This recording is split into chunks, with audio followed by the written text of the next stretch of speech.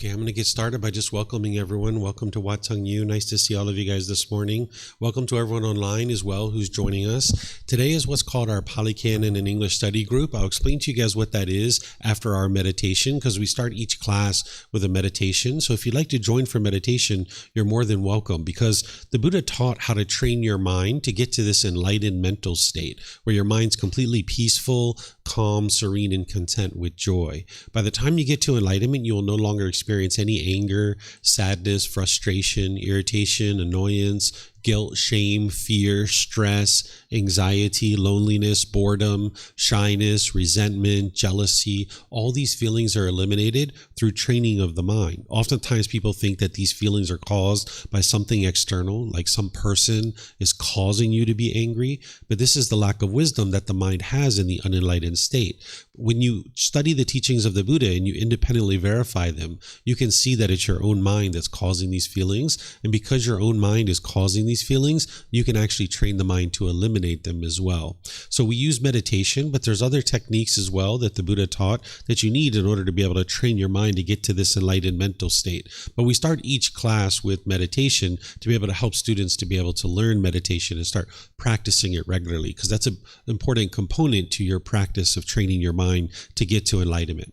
So if you'd like to meditate along with us, I start with some chanting to ease our mind into meditation and get more benefit out of the meditation itself. The chants are on a laminated sheet over there on the cabinet. You're welcome to help yourself to the laminated chanting sheets. For those of you guys online, you can get this by going to our website, buddhadailywisdom.com. Click on free books, and then if you scroll down towards the bottom, you're going to see the daily chanting sheet.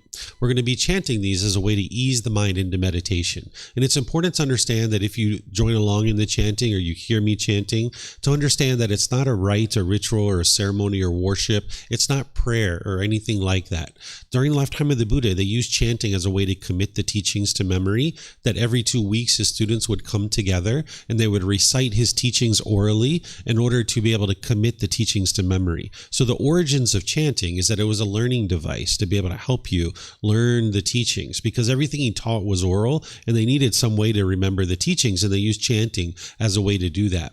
If you read the English translations, you're going to see a lot of appreciation, gratitude, and respect for the Buddha.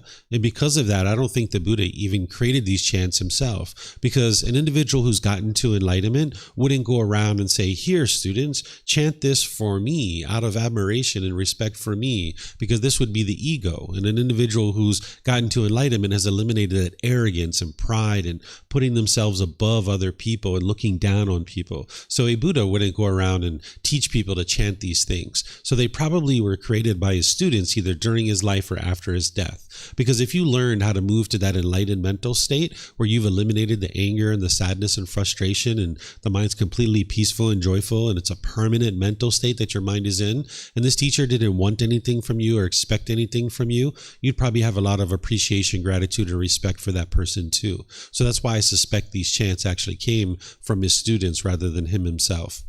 In terms of your body positioning for meditation, there's 4 positions that the Buddha taught: seated, lying, standing, and walking. And you could learn these at different times because you need them at different times. You can employ them depending on what it is that you're trying to accomplish. I teach these at different times in the various courses and retreats, how to use all 4 of these positions. But oftentimes people are learning in the seated position. So I'll give you guys some guidance on the seated position and help you to be able to find a more comfortable position perhaps. Because there isn't just one fixed position for everybody to sit in. This isn't actually possible. Everybody's body is a little bit different. We will find different things to be comfortable. So what I share with you as recommendations or considerations, that's exactly what they are. Is they're just recommendations or something for you to consider. You sit however you're comfortable.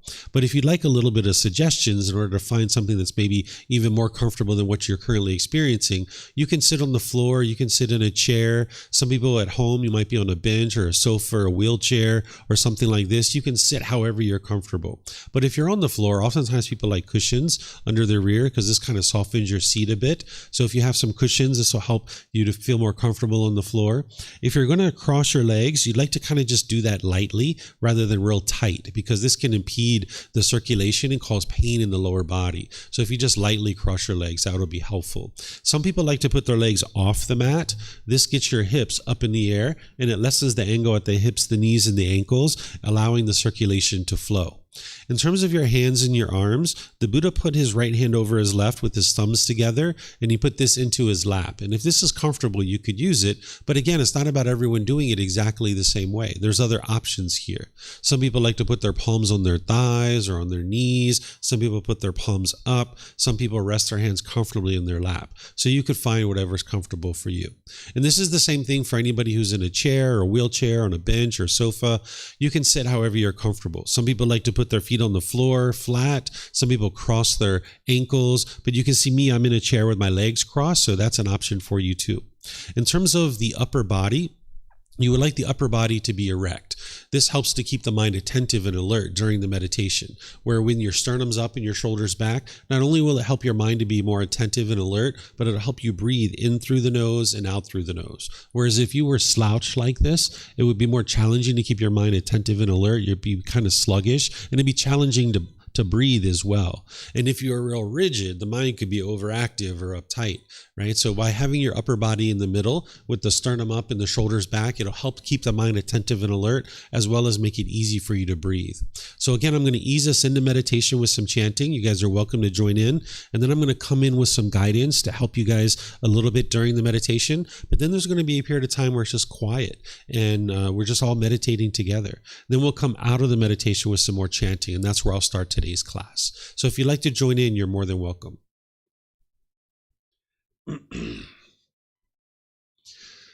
Arahang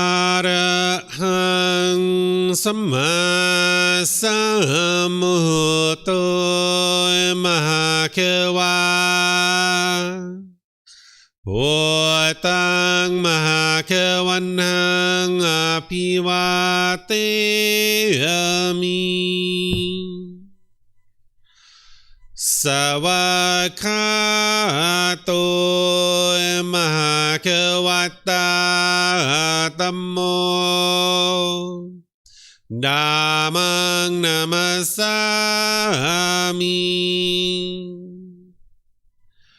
Supatipano Mahakavato Sāvaka Sangho Sanghang Namami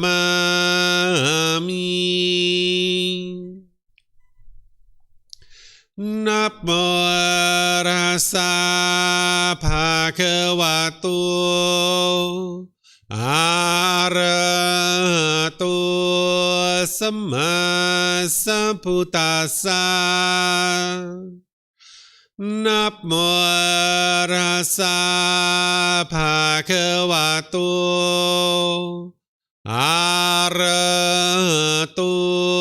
Samma Sambuddhassa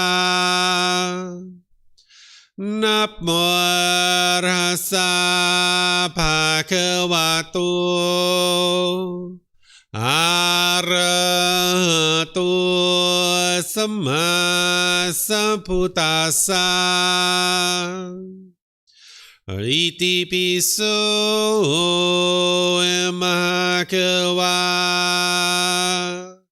Arahang Samma Sambuddho Vicacaranang Sammuno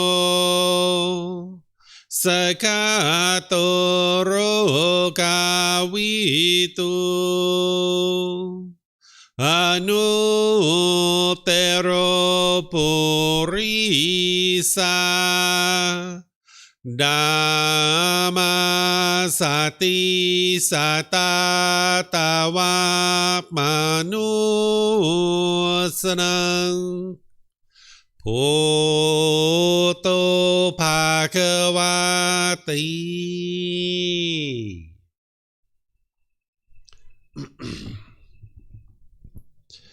Okay, with the lower body and hands and arms comfortable, and the upper body erect, just close the eyes and start breathing in through the nose and out through the nose. Here you're just looking to establish the breath, a nice, natural, steady, consistent breath. Not forced or controlled, just a gradual inhale through the nose, experiencing the full breath. And then whenever you're ready, exhale out through the nose. Breathing in and out. Breathing in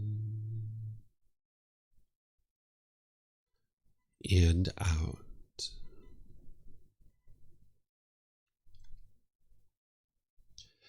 Your breath may not match up with the guidance that I'm providing, and that's okay. This is your practice. I'm just here for guidance. You can use this voice as a reminder that whenever you get to the next inhale, breathing gradually through the nose, developing a nice, natural, steady, consistent breath. And then whenever you're ready, exhale out through the nose, experiencing the full breath. Breathing in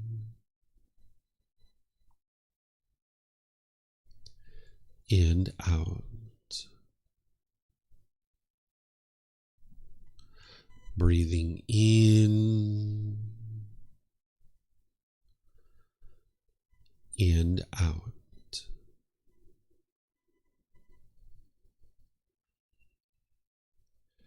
With the breath well established, start fixating the mind on the breath, either the sound of the breath coming into the nose or the sensation of air moving over the skin into the nose. The breath is the present moment. Fixate the mind on the breath, the present moment. Breathing in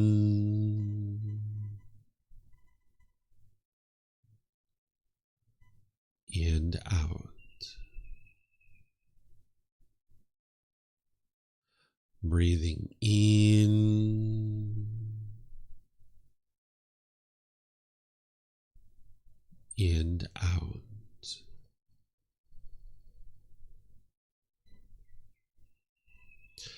With the mind fixated on the breath, whenever you notice that it moves off the breath, cut that off, let it go, and come back to the breath, the present moment.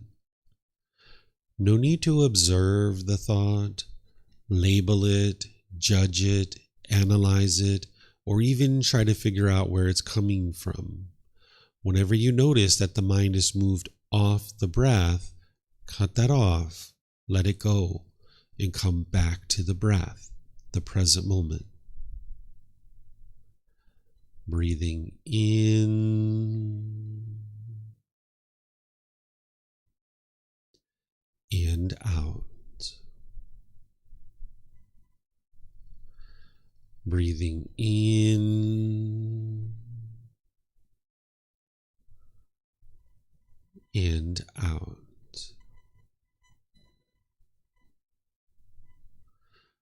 I'm going to be quiet now and let you do this work of focusing on the breath, cutting off and letting go anytime the mind moves off the breath. You have nowhere to go. There's nothing to do. No one needs you right now. This is your time to focus on the breath. Breathing in and out.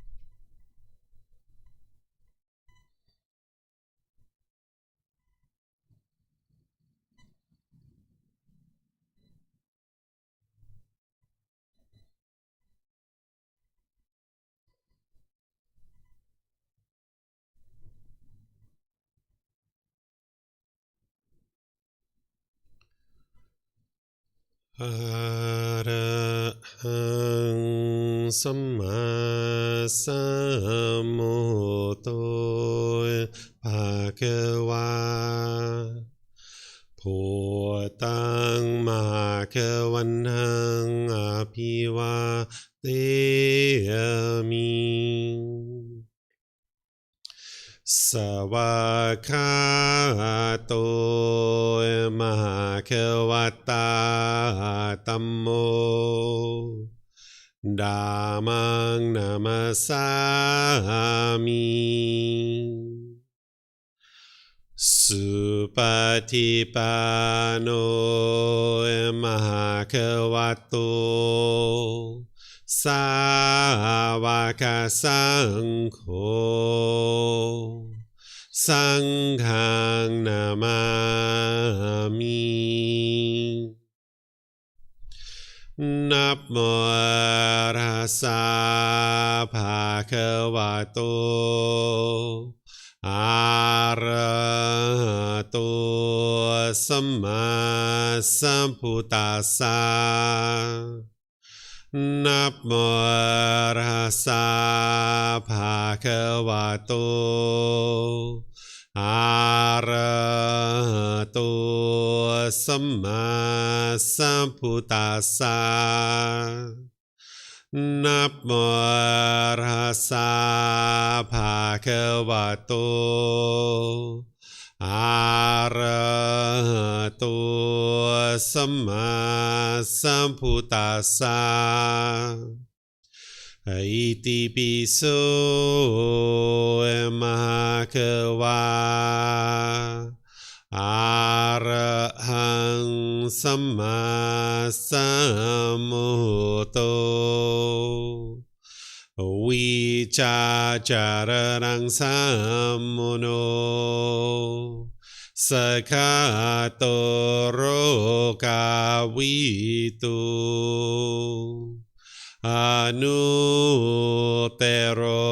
Purisa Dhamma Sati Satatava Manusrang Bhutto Bhagavati.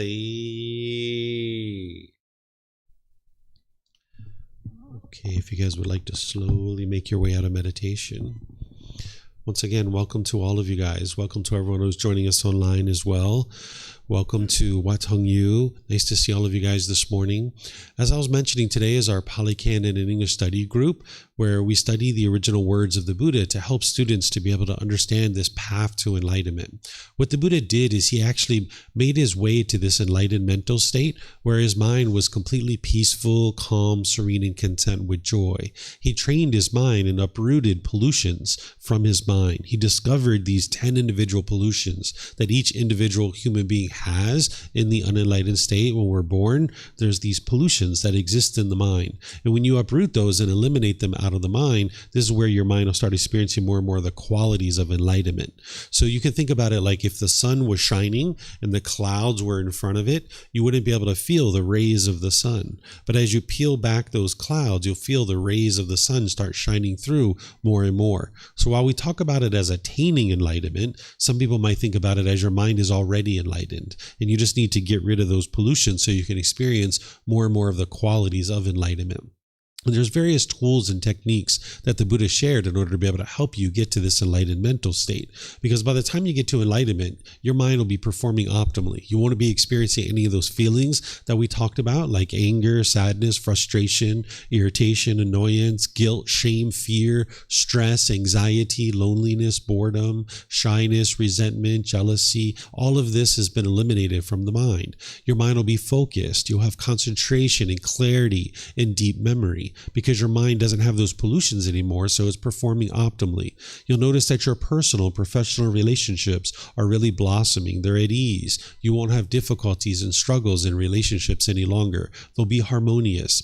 You'll notice that you're not even in a bad mood anymore because the causes and conditions that produce that have been uprooted and eliminated out of the mind. And this comes through training of the mind. It doesn't come from belief. Sometimes people think about teachings like this. They think it's about believe, and then hope something good happens when you die. That's not the way the teachings of the Buddha work. You're learning, examining, and investigating his teachings now in this life. You're then reflecting on those teachings to verify whether they're true or they're false. And then you're practicing his teachings, integrating these tools and techniques into your day-to-day life in order to train your mind and uproot these pollutions. And because you're learning now, reflecting now, and practicing now, you see the results now in this life. And there's various programs that we teach here, various classes, courses, retreats that you can join in order to be able to learn all the foundational teachings. Like if you're just starting out on the path to enlightenment, we have a program called the Group Learning Program that meets each Sunday and Wednesday,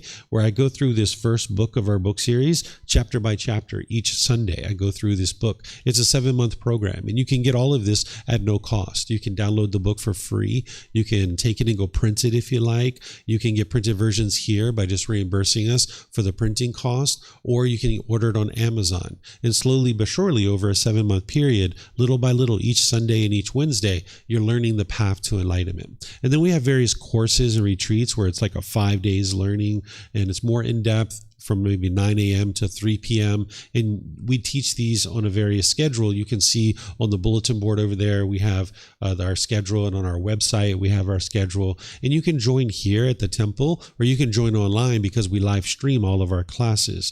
And you can even watch the recordings. If you can't attend live, you can watch the recordings, and this way you can slowly learn the teachings. After students have kind of developed a foundation in the path to enlightenment, they will oftentimes come into a program like this, where we study from volumes 2 through 13 of the book series. And we gradually walk our way through this more as like a study group, where in all the other programs, I teach in a more traditional style of learning, where I teach for 15, 20, 30 minutes. I open up for questions. I teach another 15, 20, 30 minutes, open up for questions, things like that. This particular program, what we do is I invite students here at the temple and anybody who's joining on Zoom to be able to volunteer to read a chapter of the words of the Buddha. The words of the Buddha is what he actually taught during his lifetime. And this is what you're learning in order to be able to develop your wisdom and transform the mind and move it to this enlightened mental state. These chapters are actually pretty short. This one looks like about 2 pages, barely 2 pages, just a little bit shy of that, where someone will read this, and then I will share some teachings on that for about 5 minutes or so. Then I'll open up to any questions that you guys have. So this is more like a study group versus the other forms of learning that I share. The other forms of teaching is more kind of a traditional style of learning. This particular program is more of a study group. And this particular program is typically something people move into after they've already developed a framework or a foundation of understanding, and this kind of fills that in. But if this is your first time here and you haven't ever studied the words of the Buddha before or the teachings of the Buddha, it's okay, because you're going to learn plenty today. But just understand this isn't where someone will typically start. They will typically start with some of our foundational programs. So I'll show you guys how this works. If you guys would like to volunteer to read a chapter, whether you're in here at the temple or online, you're welcome to do that. If you do it here, if you'd like to volunteer, we have microphones in the white bowl there. If you guys could just be so kind as to get a microphone, you press the gray button, the lights will come on, and then you hold up the microphone to your chin. We'll be able to hear you here at the temple, and they'll be able to hear you online. If you speak here without a microphone, they won't be able to hear you online. And then you can keep these microphones with you, because you might actually have a question, or someone around you might have a question, and you can just share the microphone. And if you're not using it, if you could turn it off, that'll make sure we don't get any feedback into the microphone and into the speakers.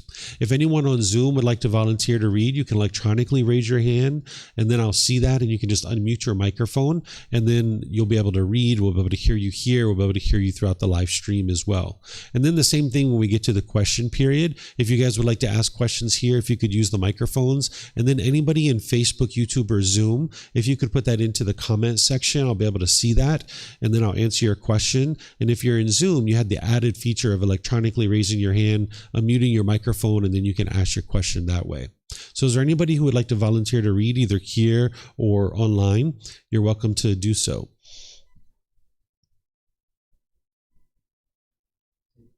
You got it, Pat? Okay.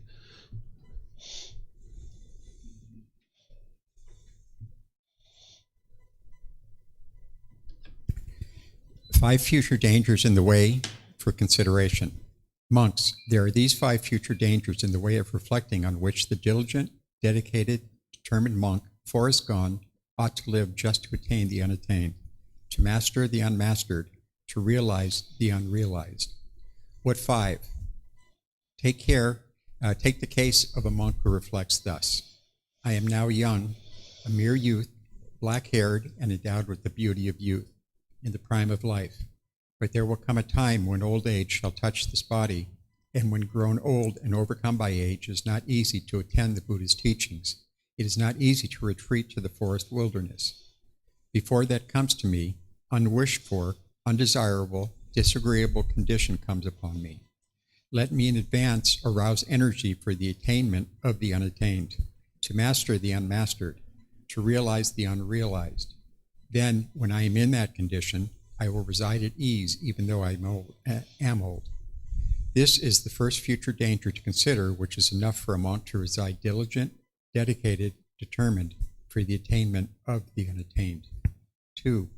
Again he reflects, I have health and well-being, a good digestion which is neither too cold nor too heated, but moderate and suitable for striving.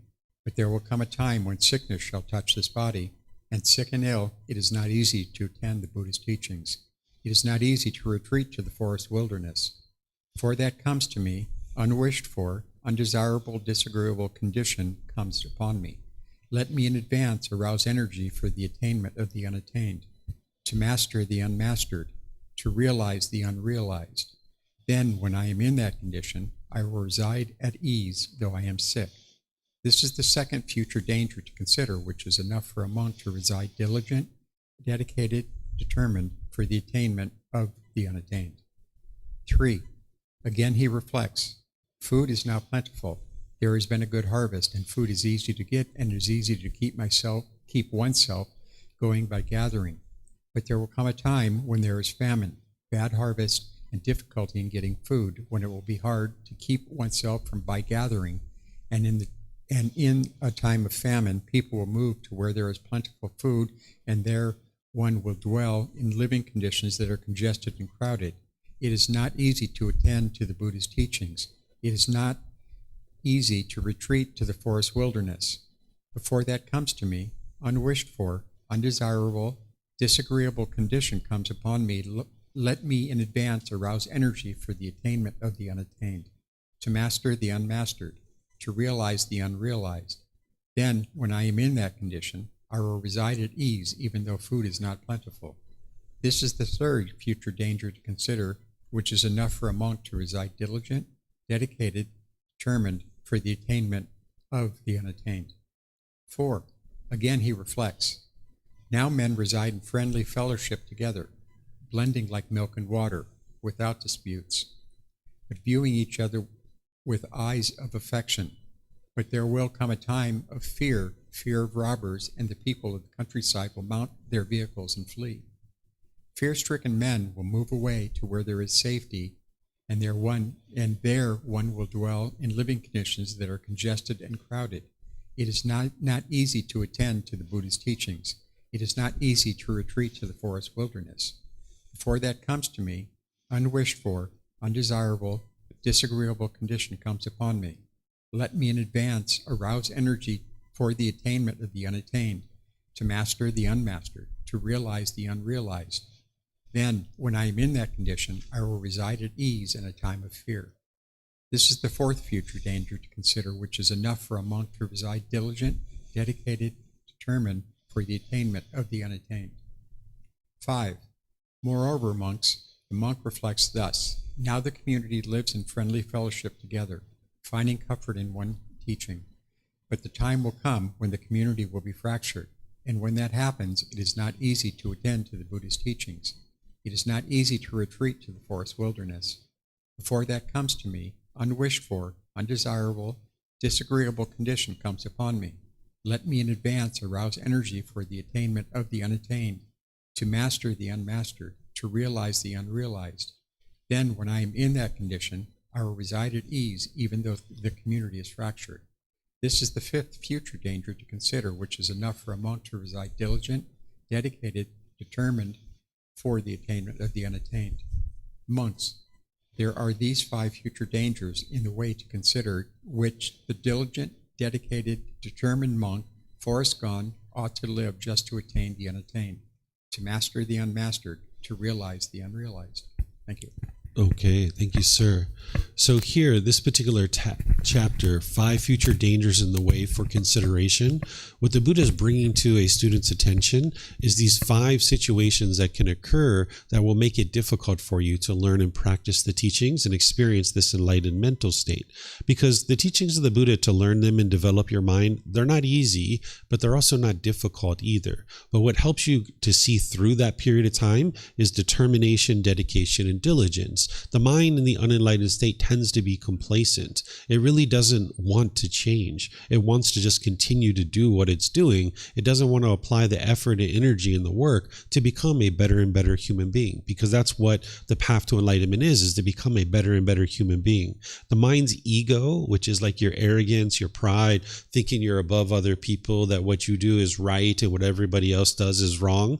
This wants to stay in place and convince you that you're doing everything right and it's everybody else that's doing things wrong and they're the problem. And this allows the mind to stay complacent, and it doesn't allow you to apply the effort, energy, and the work to actually transform your mind and train your mind. Because like I mentioned, it's not easy to learn these teachings, but it's not difficult either. But it does require effort and energy. It requires determination, dedication, and diligence to the path. So the Buddha is kind of giving this heads up and saying, hey, there's these 5 situations that you're going to encounter. And when you encounter those things, it's going to be challenging for you to learn the teachings, even more so than any other time during your life. So he's saying, hey, because those 5 situations are going to come right now, while things are good, essentially, this is the time where you should actually apply effort and energy towards learning and practicing his teachings. So he talks about this period of time where we get old, right? Because when we're younger, our mind is oftentimes a little bit more agile. It's a little bit sharper. That's not the case for everybody, but in some situations when we're younger, we have a little bit sharper mind, where when we get older, sometimes the mind deteriorates. But if your mind has gotten to enlightenment, there is no deterioration of the mind. When you get to that enlightened mental state, your mind will be in that mental state permanently. Oftentimes we associate old age with the deterioration of the mind. And this is true for an unenlightened being or someone who hasn't trained their mind. But for someone who's trained their mind, that's not the case. Your mind can be just as sharp in old age as it is in younger age. You can see this in the teachings of the Buddha. You can see this nowadays with people who train their mind. You can have a sharp mind even when you're older. But if you haven't trained your mind, now your mind deteriorates because the pollution builds up more and more and more. And now as you get older, it's a lot harder to actually learn and practice these teachings. So the Buddha is kind of giving you that heads up. And he's saying, hey, if you train your mind essentially in the teachings of the Buddha before you get to old age, well, when old age comes, then you will actually reside with ease, right? Right here, he's talking about you'll reside with ease, because getting old is not fun, right? If you haven't trained your mind, right?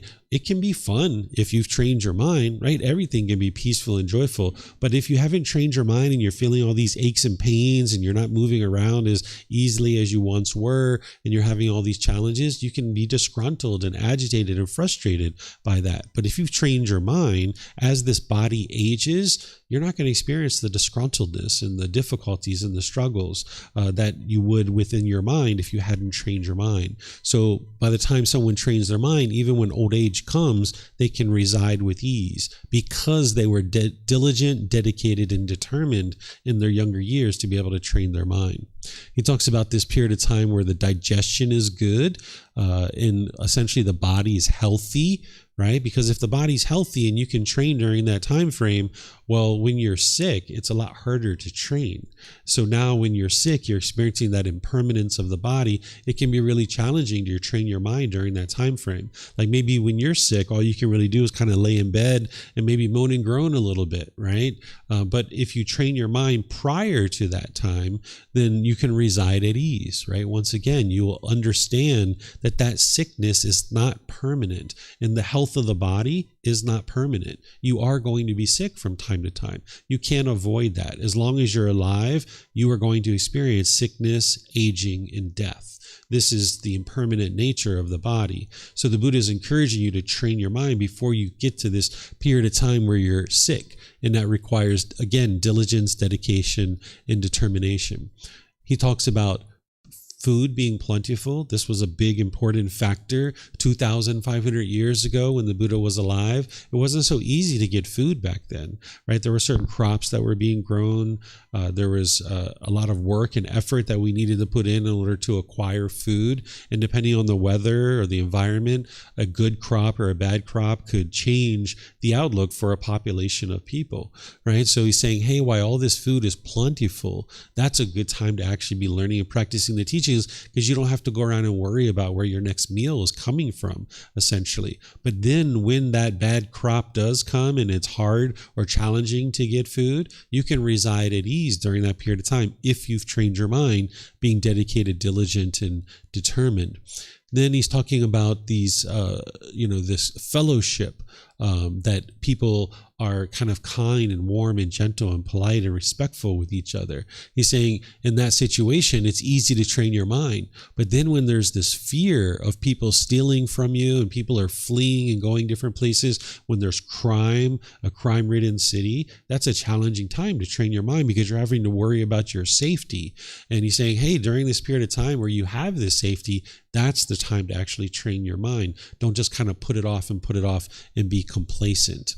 And then the last one here, he's talking about his community, that during his time frame, during his lifetime, he was the teacher, and there was his collection of teachings. There were other people who were teaching around him that were teaching different teachings than him, but his teachings, he knew, is what led to enlightenment, and he stayed dedicated to sharing those teachings, even though other people were sharing teachings that were different than his. So as his community was growing and growing and growing, he's saying there's this one collection of teachings that is leading to enlightenment, and there's this union and this cohesiveness in the group that people are learning and practicing those teachings. But he's saying in the future, this community is going to fracture, it's going to break up, and there's not going to be that one collection of teachings. And he's saying while there's this one collection of teachings and all these people are understanding the teachings well, that's a good time to actually learn and practice, because it's going to be more straightforward to learn it when the teachings are shining in the world. They're very vibrant in the world. And that's exactly what happened, actually. Not too long after the Buddha's death, they started to fracture.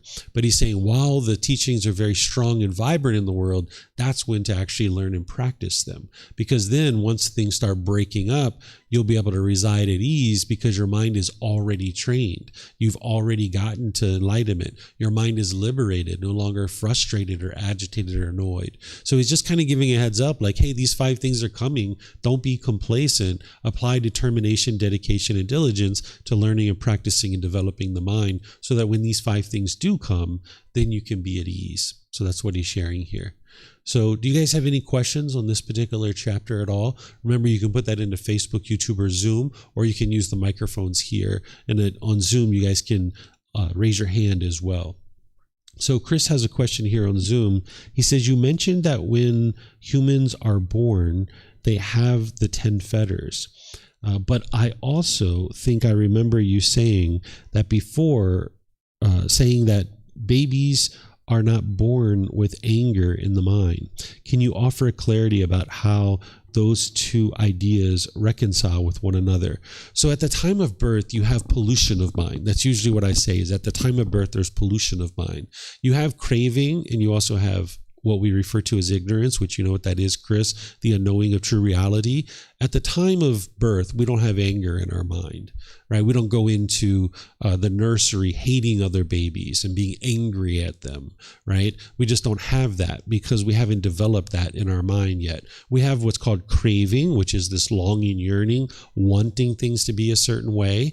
And we have what's called ignorance, or the unknowing of true reality. And this kind of sets in motion the ability for the mind to acquire all these other pollutions, which we refer to as mental objects. So at one point in time, when we were a baby, and growing up as a toddler and so forth, we had a craving for chocolate and ice cream, for example. We really wanted this chocolate and ice cream. And when we first were growing up, our parents were like, here, you can have chocolate and ice cream. And they gave us our chocolate and ice cream. But at some point, we kept wanting that chocolate and ice cream so much. And our parents were like, no, you can't have chocolate and ice cream. And we were upset. We were angry. We were frustrated. And because of our lack of wisdom, because of our ignorance, we thought our parents were the ones who were causing us to be angry, when in reality it was our own craving, right? We had this longing, yearning, and craving for chocolate and ice cream, and as long as we got it, we got happy, we got excited, we were thrilled. It was a wonderful day when we got chocolate and ice cream.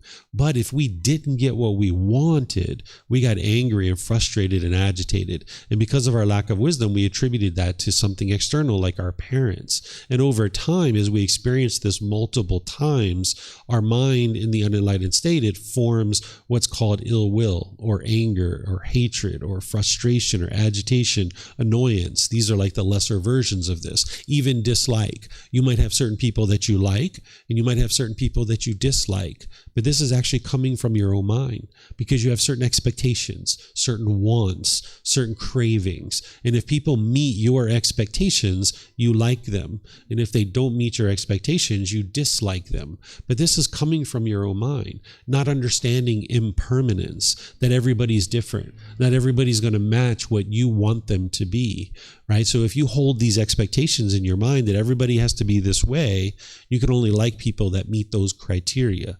And then anybody who doesn't meet those criteria, you dislike them. And you might push them away. You might be bitter, harsh, and hostile towards them. You might try to put your expectations on them and try to control them to do things your way. So this is all developed over time, but it's set in motion as part of our birth, Chris, that if there's craving and this ignorance, which every being that's born has that, it sets this chain of events in sequence, in motion, where now the anger gets formed, and now it's maybe potentially easy for someone to get that anger triggered, where the anger is inside one's own mind, but at the birth, there's the pollutions that exist that allow all these 10 fetters to be formed in the mind.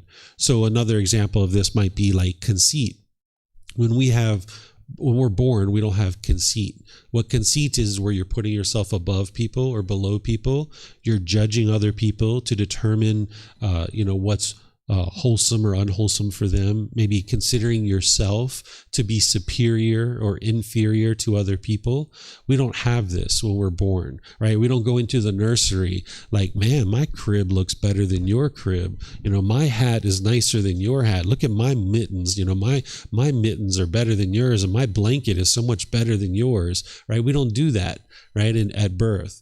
But as we age and we start acquiring these material possessions, and we have this conceit in our mind, we start looking at other people and like, my car's better than your car. My house is better than your house. My wisdom is better than your wisdom, or whatever it is that you might be comparing. Like, I have more money than you, and I'm better than you because I have more money, or I have a degree from this university, so therefore I'm better than you, right? This is the mind's conceit. We don't have that at birth, but because of our craving and the longing, yearning, and the ignorance, it forms this over time. So we can say that those 10 fetters individually don't exist at birth, but they have the causes and conditions. The pollutions are present to allow those to be formed as we age in life and we have different experiences. We would refer to this as like conditioning of the mind. The mind is being conditioned to adopt these kinds of thinking and thoughts and these pollutions, where like here in Thailand, when they grow up, they don't have those same kind of experiences. So you see less of that kind of stuff here in Thailand because the adults are training in their mind, eliminating this anger, this conceit, and these other pollutions. So as you're growing up, you're not around that and you don't see that. So your mind isn't conditioned in the same way. You still do have conditioning even as a child growing up. If you were growing up around enlightened beings, your mind's still going to be conditioned a certain way, but you can transform all that. You can eliminate that. But when we grow up in places like in the West that doesn't understand these teachings, there's a lot more pollution in the adult's mind. So as a child, when we grow up, we kind of conform to what's going on around us. And now we adopt this anger, we adopt this conceit, we adopt these other things because we see other people functioning in that same way. And we think that that's the way we should function. So we kind of adopt this same way of being. Where here in Thailand, you don't see that kind of thing going on. So there's less and less of that is happening. So children here aren't affected in the same way as maybe for us growing up in the West. We see a lot more of that hostility and that bitterness maybe growing up, and we adopt more of that into our mind. But the causes and conditions are present at birth to allow that to occur. Okay. Any other questions that you guys have? No? Okay.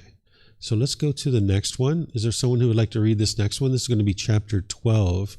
By the way, we're in volume 10, which is titled The Buddha's Way. This one is titled Do Not Decline, Continue the Struggle. All right, so it looks like Chris would like to read. So go ahead, sir. Do not decline, continue the struggle. 2 things, monks, I have realized: to never be complacent with skillful qualities, and not to shrink back from the struggle. Without shrinking back, monks, I struggle on thus. Gladly would I have my skin and sinews and bones wither, and my body's flesh and blood dry up, if only I may hold out until I win what may be won by human strength, by human energy, by human striving. It was by diligence that I achieved awakening, and by diligence that I won the supreme freedom from bondage, enlightenment. And you too, monks, do not decline the contest, but struggle on, saying to yourself, gladly would I have my skin and sinews and bones wither, and my body's flesh and blood dry up, if only I may hold out until I win what may be won by human strength, by human energy, by human strength, striving. Then you too, monks, in no long time shall win that goal for which the householders rightly leave home for the homeless life. Even that unmatched goal of righteous living, realizing it for yourself, even in this very life, and having reached it, you shall reside therein. Wherefore I say unto you, monks, thus must you train yourselves. We will not decline the contest, but will struggle. Okay, thank you, Chris. So as I was sharing, getting to enlightenment is not easy, but it's also not difficult either. When you're learning with the original teachings of the Buddha, you can gradually make your way towards this enlightened mental state. It's gradual training, gradual practice, and gradual progress that leads to enlightenment. It's not instantaneous. This is one of the things that people misunderstand about the path to enlightenment, is they think the Buddha sat under a tree, he meditated, and he instantly got to enlightenment. And this just isn't true. If you understand anything about the teachings of the Buddha, you can see in his own teachings where he talks about this gradual training, gradual practice, and gradual progress. And you know that to be true because anything you've ever accomplished in life has been that way. Whether it's learning how to read, write, and speak English or any other language, it was gradual training, gradual practice, and gradual progress. Or some job or occupation, some skill that you have. Gradual training, gradual practice, and gradual progress. Whenever you're looking to improve your life, it's going to happen gradually. It's not going to happen instantaneous. But the mind, oftentimes with this craving, is it wants it right now, right? So when you're walking forward in life and you're meeting with certain struggles, whether it's the path to enlightenment, doing this inner work to grow and develop, becoming a better and better human being, or any other aspect of your life, whether it's learning a new job or occupation, there's going to be a certain struggle. There's going to be a certain challenge that you're going to face with that. And typically what the unenlightened mind does is, because it doesn't like feeling uncomfortable, it craves that permanent comfort. When you experience a struggle, you will run away from it. That's typically what the mind will do, is it'll run away, right? And if you do this, you're just ensuring that that struggle is going to continue, because the only reason why you're struggling in that situation is there's certain lack of wisdom that your mind has. There's certain things that you haven't learned yet about this world, so therefore you're struggling to make decisions in that situation. And if you run away from the struggle, then you're ensuring that you're not going to be able to cultivate the needed wisdom. And now you're ensuring that that same issue is going to be repeated over and over and over again. Because every time you meet that same challenge, you don't have the wisdom that you need, and you'll just keep running away. So what the Buddha is teaching you here is he's teaching you, instead of running away from a struggle, is essentially walk towards it. He says, don't shrink back from the struggle. I don't know if he says it here. Yeah. Do not shrink back from the struggle, right? If you shrink back from the struggle, whether it's the path to enlightenment or any other aspect of your life, you're just ensuring that that struggle is going to continue. You will experience that same struggle again. So the Buddha teaches you to walk towards it. Don't allow the mind to be complacent. Be dedicated, determined, and diligent in your growth and development as a human being. You have the very best, most ideal thing right now, which is this human existence. And the Buddha teaches you, don't allow this human existence to go to waste, because you can actually actively train your mind and grow and develop into a better and better human being. And you can get to the point where there is no struggle, right? By the time you get to enlightenment, you're not struggling in life.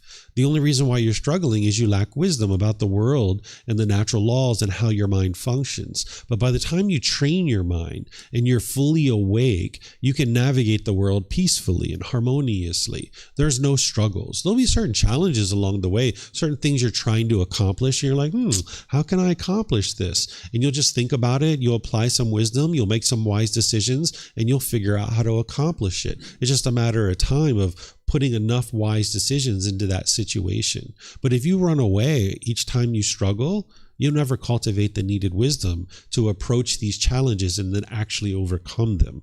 Because once you have the wisdom on board, anytime you see that same challenge again, you have the wisdom. You can just overcome it through whatever decisions that you need to make. So the Buddha is helping you to be able to see that he struggled to get to enlightenment. He had to do that, but he met that struggle through his determination, through his dedication, and through his diligence. And he's using this interesting analogy. He's saying, gladly would I have my skin and sinews and bones wither in my body's flesh and blood dry up, if only I may hold out until I win what may be won by human strength, by human energy, and human striving.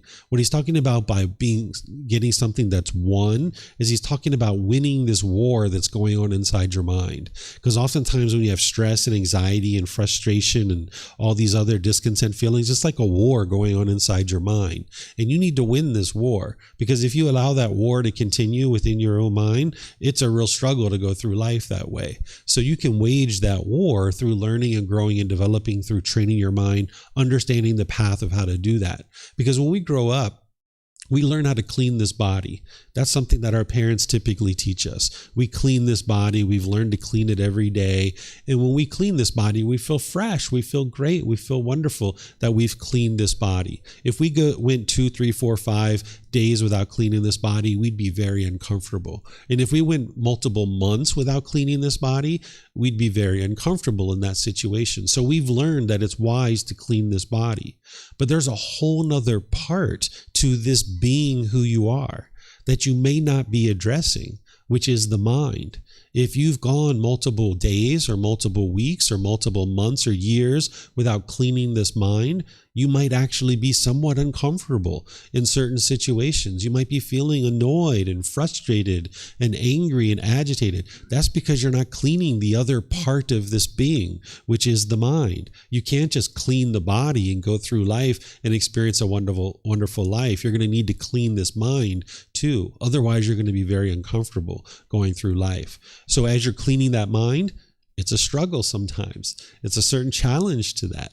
But the Buddha is guiding you. Don't shrink back from that. Don't decline from that, because there's this wonderful life, this wonderful peacefulness and this joy that is awaiting you. But you need to walk towards it rather than shrinking back from that challenge or from that struggle. So let me know what questions you guys have here. This is chapter 12. Remember, you can put that into Facebook, YouTube, or Zoom, or you can raise your hand in Zoom, and then you guys can use the microphones here if you have any questions. So it looks like I saw Janae's hand earlier. Janae, I guess maybe I answered your question for you, and you don't have that question anymore. Let's see. Don't see any questions on Facebook or YouTube. So, okay. So let's go down to the next one. By the way, what you guys have here in these books, in this book series, is you've got the words of the Buddha. These are available to you. You've got a reference here. This takes you back to the original source teachings. There's 45 volumes of books that the Buddha's teachings are captured in. And it's called the Pali Canon. They're about this thick. And this reference will take you back to that. So if you're wondering, like, where did this come from? What was the Buddha saying before this? What was he saying after this? You can go back and actually see. And then you've got words from me that are helping you to understand how to integrate this into your day-to-day life, helping you to be able to know how to gain the most benefit from this particular teaching, because it helps to have a dedicated practitioner and teacher kind of guiding you on the path. You wouldn't be able to get to enlightenment by yourself without the help of teachers or guides. That's what a Buddha does. A Buddha can get to enlightenment without the help of any teachers or any guides, but everybody else is going to need help. A Buddha is very rare in the world. The last one that the world is currently aware of existed over 2,500 years ago. So you're going to need teachers and guides to help you along the way. So it helps to have a dedicated practitioner and teacher to guide you. And that's what I'm doing here in all these words. So you can study those if you like. So here's chapter 13. Would somebody like to read this one? This is something we were just talking about, actually. Yeah, go ahead, Rachel. So now you guys can see in the actual words of the Buddha where he says that enlightenment is not instantaneous. That's what you guys are about to see here.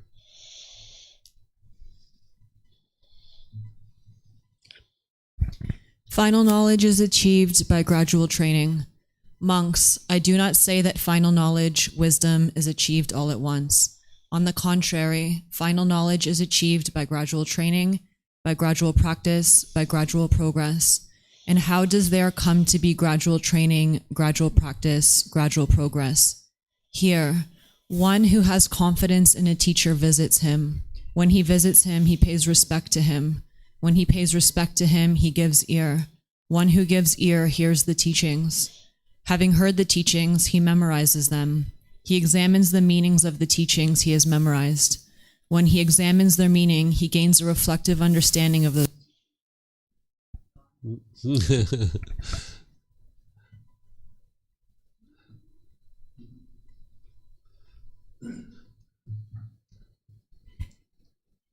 When he examines their meaning, he gains a reflective understanding of those teachings. When he has gained a reflective understanding of those teachings, enthusiasm springs up in him. When enthusiasm has sprung up, he applies his will. Having applied his will, he investigates. Having investigated, he strives. Purposely striving, he realizes with the ultimate truth and sees it by penetrating it with wisdom. Okay, thank you, ma'am. So here, this is actually what we were just talking about in different times, is I was explaining to you how getting to enlightenment is gradual training, gradual practice, and gradual progress. One of the biggest myths that people have is the Buddha sat under a tree, he meditated, and instantly got to enlightenment. And if you go into a community that thinks that way, they're going to put a lot of emphasis on meditation. You might be meditating 8, 10, 12 hours a day, thinking that, hey, this meditation is going to get me to enlightenment. Whereas if you look at the teachings of the Buddha, the Eightfold Path, which is the core central teaching, it has 8 individual factors, and each one of those factors have different aspects of them. Meditation is one aspect of one factor. And if you do the math, it's about 6.25% of the path to enlightenment, because each factor is 12.5% essentially, and meditation is one component of one factor. So it's about 6.25% of your practice. But sometimes people put a lot of emphasis on meditation because they think that the Buddha sat under a tree, meditated, and got to enlightenment that way. You wouldn't be able to get to enlightenment if you were just meditating. If you were meditating, even though you can't do this, let's just say you're meditating 23 hours a day and you went out into the world, and that 1 hour you were out in the world, you were bitter, harsh, and hostile with people, you're not anywhere close to enlightenment. So you're going to need the wisdom of how to go out into the world and practice practice understanding how to live in harmony with other beings. So the Buddha trained his mind gradually over a 6-year period. From the age of 29 to 35, he ultimately got to enlightenment at the age of 35. And he's explaining that here. When he talks about final knowledge, that means like all the wisdom that it takes to be able to get to enlightenment. Getting to that point where you have final knowledge is not achieved all at once, right? He says, I do not say that final knowledge is achieved all at once. He's saying, I didn't get to enlightenment in one moment. That's not the way it happens. On the contrary, final knowledge is achieved by gradual training, gradual practice, and gradual progress. Like I mentioned, everything in your life has been that way. So that's why you don't believe what you see here. Don't believe these teachings. Don't ever believe anything you see in a book or what I say or anything else. You need to be like, the Buddha's saying that you get to wisdom through gradual training, gradual practice, and gradual progress. Let me think about that for a moment. Is that what I've experienced in life? Is that how I learned English? Was it gradual training, gradual practice, and gradual progress? Yeah, it was. What about that job or occupation that you have? Was that gradual training, gradual practice, and gradual progress that you're now proficient at that job? Yeah, it was. This is actually true, right? So that's how you independently verify. You look at your own experience, and through your own direct experience, you can see that what the Buddha is describing is actually true. So then he says, okay, well, how do you get to this gradual training, gradual practice, and gradual progress? Well, like I was just mentioning, you're going to need a teacher. You're going to need guides. And that's what he's sharing with you here. Sometimes people are out in the world. They think that the Buddha got to enlightenment by himself, so therefore they can too. This isn't actually true. You're not able to do that. That's what makes him a Buddha, is that he got to enlightenment by himself. So people think that they can just get to enlightenment by themselves. Well, if you could get to enlightenment by yourself, why would the Buddha ever teach? Right? If he would have got to enlightenment, he would have been like, I got to enlightenment. You guys do it yourself. Bye-bye. I'll see you later. Right? But no, he spent 45 years from the age of 35 to 80 sharing with you how he did it, because that's what you need. You need a Buddha to help you to understand how they did it. If everybody could get to enlightenment by themselves, if everybody was a Buddha, he wouldn't have needed to teach. He would have been like, hey guys, see you later. Have fun. I'm gone. Right? But no, he didn't do that. He's explaining to you the way you get to this gradual training, gradual practice, and gradual progress of getting to enlightenment is you need to have confidence in a teacher, right? You're going to need to find someone that you have confidence in. And he's using the pronoun he here, but we can have female teachers too. There's no reason why we can't. There's female teachers during the lifetime of the Buddha. There's female teachers now. So you could learn from males, you could learn from females. It's just that he's using him here because he's talking to an audience of males at that particular time, most likely. So that's probably why he used him.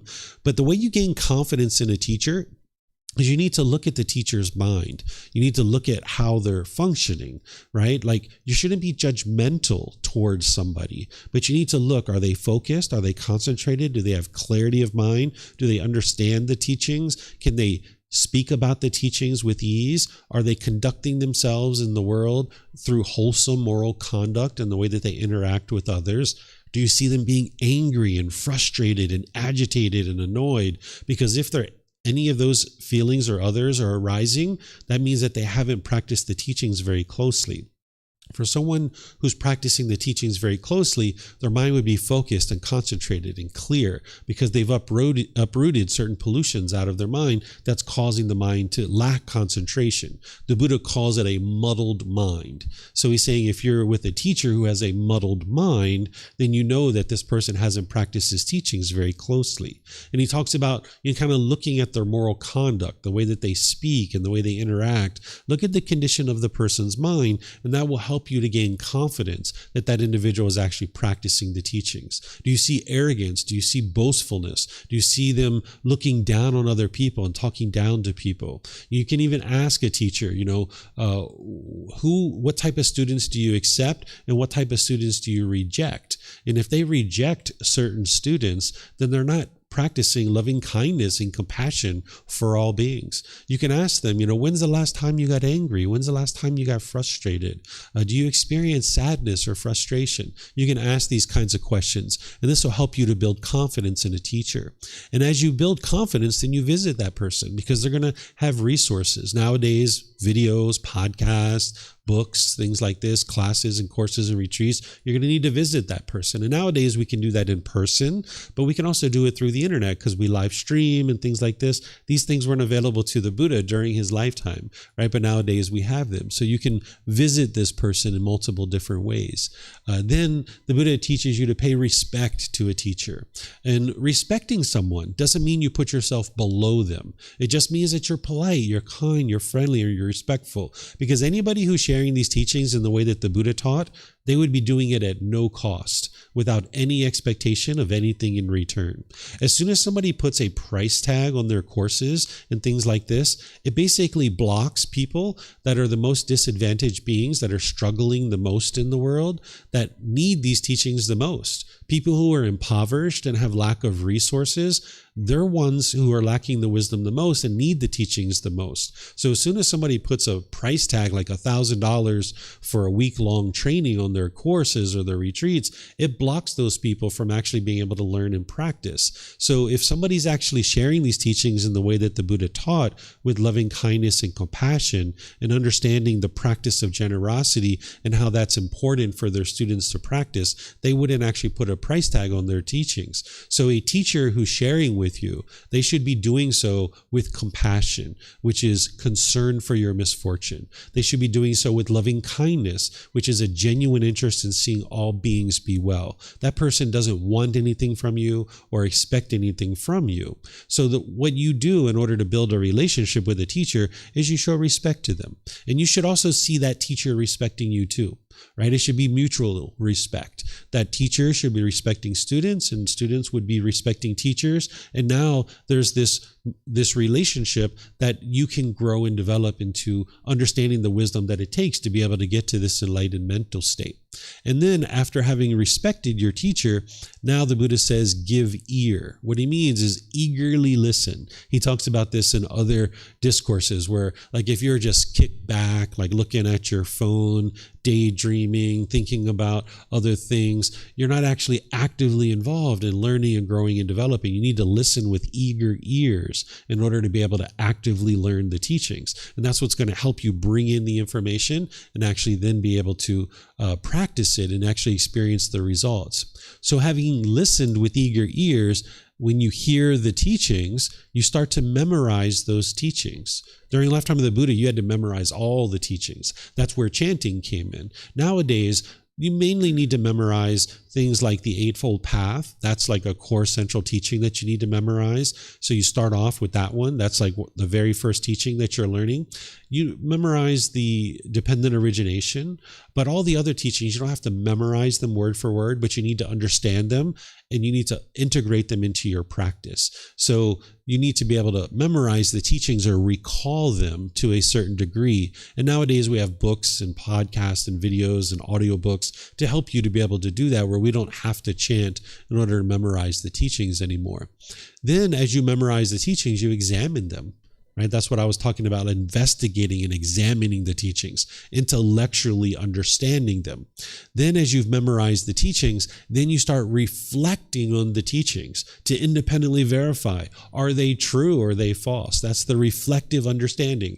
You're using your own direct experience through your life. You've experienced enough life that when you're learning the teachings of the Buddha, you can reflect on what he's saying to determine whether that's true or false. So that's your learning to examine, then you start reflecting. Then from there, that's where enthusiasm starts to spring up, because you're like, oh my goodness, these teachings are true. Wow, I've always been interested to understand how to become a more peaceful, a more kind, a more gentle, a more joyful human being. I've always wondered how to do that. And wow, these teachings are actually true. So this energy kind of springs up in the mind, this enthusiasm, this vigor, this ambition starts to spring up in the mind. And now when you have that, then you start applying your will to be able to apply the teachings in your practice. That now you go from learning intellectually to reflecting to verify the teachings, and now you start practicing them, integrating them into your life, because you have this will to actually practice them, because you can see how true they are through your reflection. And then you further investigate those teachings, because it's like iterative process, right? You're learning and examining and investigating, you're reflecting, you're practicing, but then you need to investigate some more, right? You're not going to be able to learn something and implement it perfectly the first time you've learned it. You're going to need to go back and investigate further. And then as you investigate further, now you strive. You apply effort and energy towards applying those teachings into your life on a day-to-day basis. And then slowly over time, what occurs is you get this penetrating wisdom and you realize the truth.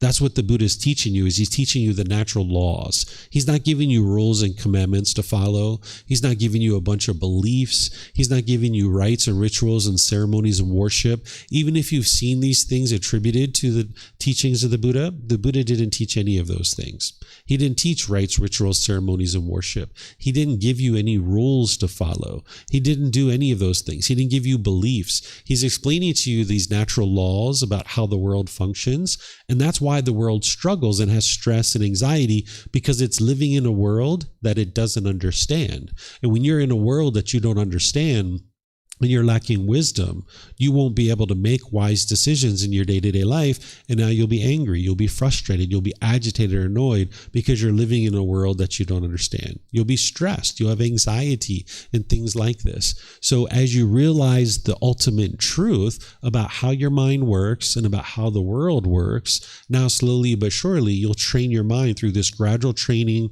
gradual practice, and gradual progress to awaken to the point where you can navigate the world peacefully.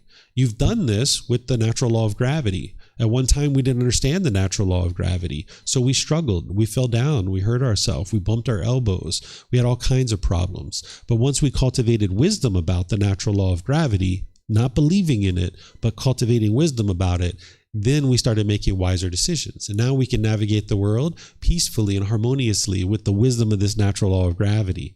Well, there's other natural laws that are affecting you, whether you're aware of them or not. And now if you don't know those natural laws, just like you struggled with the natural law of gravity, you will struggle with these other natural laws too, because you're unaware of them. You lack wisdom of them. So you're going to need a teacher to help you to understand what these natural laws are, but then you don't believe them. You gradually learn them. You gradually develop your mind. And this is the way the Buddha is helping you to be able to understand this is how you get to that wisdom that's going to awaken your mind. Because he's going to teach you all kinds of things throughout the journey. But here he's explaining to you how to actually go about that journey. How do you need to approach that journey in terms of gradual training, gradual practice, and gradual progress, and making sure you have a teacher to guide you along the way. So do you guys have any questions on this particular chapter? Yeah, if you can get a microphone.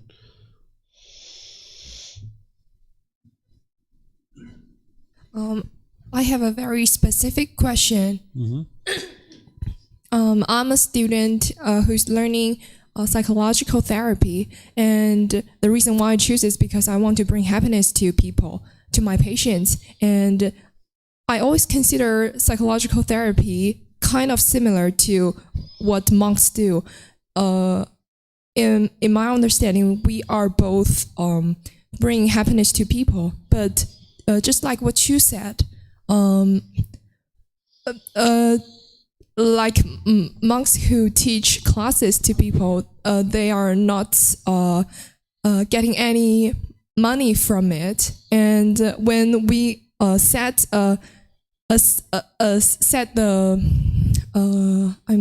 when we ask people to pay for it, we are actually rejecting those who needs this kind of service, who mostly need this kind of service, like the poorest, like that. And I feel struggle because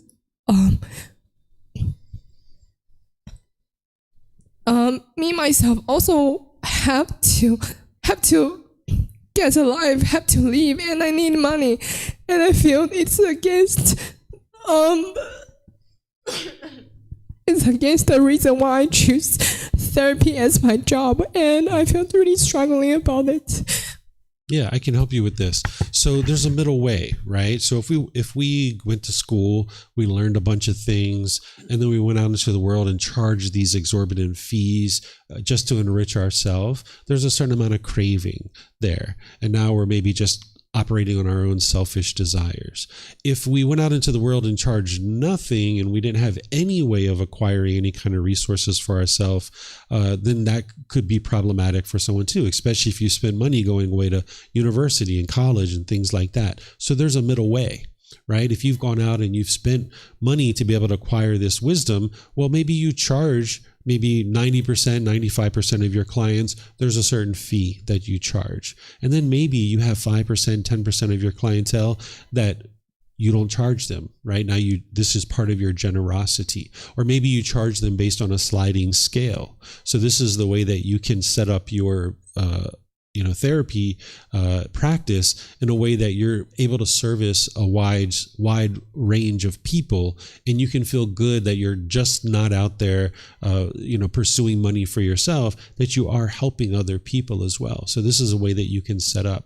But one thing I will share with you, though, is because you mentioned like bringing happiness to other people, is that whether you're a therapist or whether you're an ordained practitioner or a teacher or what have you, we can't bring happiness to other people.